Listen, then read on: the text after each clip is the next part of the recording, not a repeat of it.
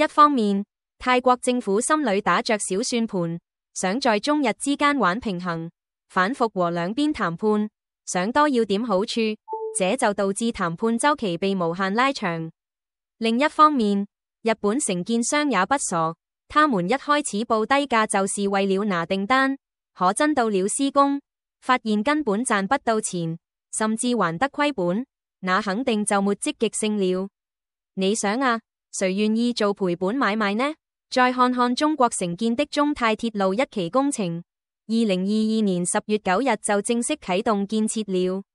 規劃是雙軌標準軌鐵路，從廊開府到呵叻府，施工節奏那叫一個穩。按照泰國政府2022年公布的時間表，這段預計2027年就能竣工。中方工程隊早就全面進駐，完善架橋、隧道、軌道工程都在同步推進，一片熱火朝天的景象。這一對比，泰國心裏估計也不是滋味。原本想着選日本能省錢，結果錢沒省下來，時間還耽誤了。這項目就像個燙手山芋，卡在那兒進退兩難。泰國維沙又回來找中國合作，到了2025年，劇情發生了大反轉。2月4日，泰國內閣批准中泰高鐵2期工程全面啟動。這條線路從呵叻延伸到曼谷，最後和東部羅勇府的中國方案連起來，計劃2030年建成通車。第二天，泰國總理佩通坦就跑到北京，把高鐵合作列為他這次出訪的重點協議之一。為啥泰國突然轉變態度了呢？首先，泰國新政府繼承了西那雅家族對華合作的傳統。佩通坦的父親他信姑媽英拉早就推動過中泰大米換高鐵的政策。佩通坦上台後，也意識到高鐵對泰國經濟發展的重要性。他公開表態，高鐵是重振泰國製造、融入區域大市場的關鍵。更重要的是，現實數據給泰國敲響了警鐘。截至2025年1月，中老鐵路累計發送旅客超4500萬人次，運輸貨物超5000萬噸，運輸的品類從剛開始的10幾種，一下子擴展到2900多種。就拿榴蓮來說，老撾的榴蓮坐着高鐵，早上採摘，晚上就能出現在昆明的超市貨架上。可泰國的榴蓮呢，還在曼谷郊區的卡車上倒着。從曼谷到昆明這段400公里的公路運輸，因為常年堵車，得花20個小時。這一對比，泰國的劣勢太明顯了。泰國交通部的預測報告也顯示，中泰高鐵貫通後，陸路運輸成本能下降30%，年貨運量有望突破500萬噸。這對泰國來說，簡直就是巨大的誘惑。泰國這才發現，當初以為貴的中國方案，其實從長遠來看，才是真正能帶來實惠的選擇。日本高鐵的建設成本那叫一個高。根據日本國土交通省的數據，日本高鐵每公里平均建設成本大概是100億日元，折合成人民幣差不多6.1億元。新幹線更誇張，每公里造價高達8.6億元人民幣。為啥這麼貴呢？日本地形複雜，多山地、丘陵，還經常有地震。為了保證安全，在修建隧道和橋樑的時候，得用抗震技術，而且很多地方還得跨海，施工難度大，週期長，成本自然就上去了。再看看中國，中國高鐵每公里建設成本也就1億多元人民幣。中國在基礎設施建設方面，那可是積累了豐富的經驗，技術成熟，施工效率高，成本控制得非常好。日本面臨着嚴重的人口老齡化問題，65歲及以上老年人口佔比高達29.3%，這帶來了一系列問題，勞動力資源減少，勞動力成本上升。在鐵路建設和運營方面，人手不夠，成本增加。而且因為老年人出行相對較少，鐵路運營部門還得面對客流量下降的挑戰。中國雖然也面臨人口老齡化問題，但程度相對較輕，勞動力資源還是比較充足的。在鐵路建設和運營上，不會受到太大的人口結構影響。日本高鐵建設成本高，票價自然也不便宜。比如說東京到大阪的高鐵票價，折合人民幣大概800元，平均每公里差不多1.55元。這麼高的票價，讓很多人望而卻步，乘坐人數相對就比較少。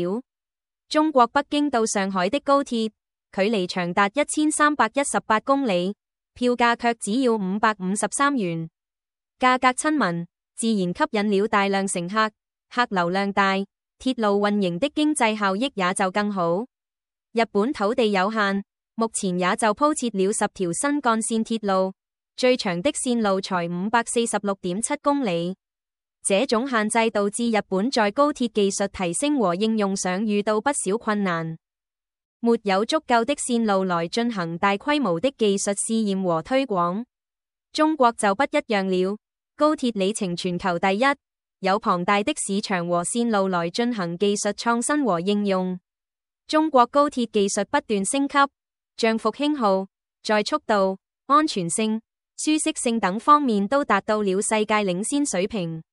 在東南亞高鐵市場競爭中，日本為了拿項目，曾經以低利率來吸引各國，可日本堅持全套日標體系，這就導致成本降不下來。就拿泰國的高鐵項目來說，日本的方案因為高價和不實用，被泰國人批評。中國在海外高鐵項目中，一直秉持着合作共贏的理念，根據不同國家的實際情況，提供合適的方案，幫助當地提升基礎設施水平，促進經濟發展，受到了很多國家的歡迎。日本高鐵系統相對封閉，外國技術很難介入，這就導致創新速度比較慢。比如日本池原浮列車試驗雖然突破了時速603公里，但到2027年才計劃投入商業運營。中國高鐵則非常開放，積極與國際接軌，吸收全球先進技術和經驗，同時也把自己的技術和標準推向世界。像中老鐵路、雅萬高鐵等項目，都是中國高鐵國際化的成功案例。泰國這10年在高鐵建設上的經歷，就像一場現實版的過山車。從當初對日本的滿懷期待，到後來的失望，再到現在重新選擇中國合作，這背後反映的不僅僅是一個項目的得失，更是不同國家在鐵路建設實力上的較量。中國高鐵憑借自身的優勢，在這場國際競爭中逐漸嶄露頭角。相信未來會有更多國家選擇與中國合作，一起構建更加便捷、高效的全球交通網絡。泰國高鐵工地起重機倒塌集中列車至少22死30傷。2026年1月14日下午1點56分及下午2點51分更新。台灣中華民國中央社曼谷14日綜合外電報道，泰國警方表示，一條由中國支持建設的高速鐵路工地今天發生起重機倒塌事故，起重機集中一列客運列車，導致列車出軌，至少造成22人死亡。泰國呵叻省 Nakhon Ratchasima 當地警察局長塔查蓬 Phatchaphong Chinawong 告訴法新社，已有22人死亡，30多人受傷。事故發生在今天上午約9時。一台正在施工的起重機在呵叻省倒塌，集中一列行駛中的客運列車。呵叻省公共關係部門在聲明中表示，起重機倒塌集中列車，導致列車出軌並起火。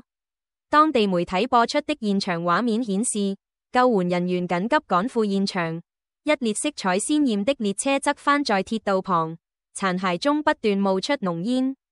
呵叻省公共關係部門指出，該列火車當時正從曼谷 Bangkok 開往烏汶省 Ubon Ratchathani。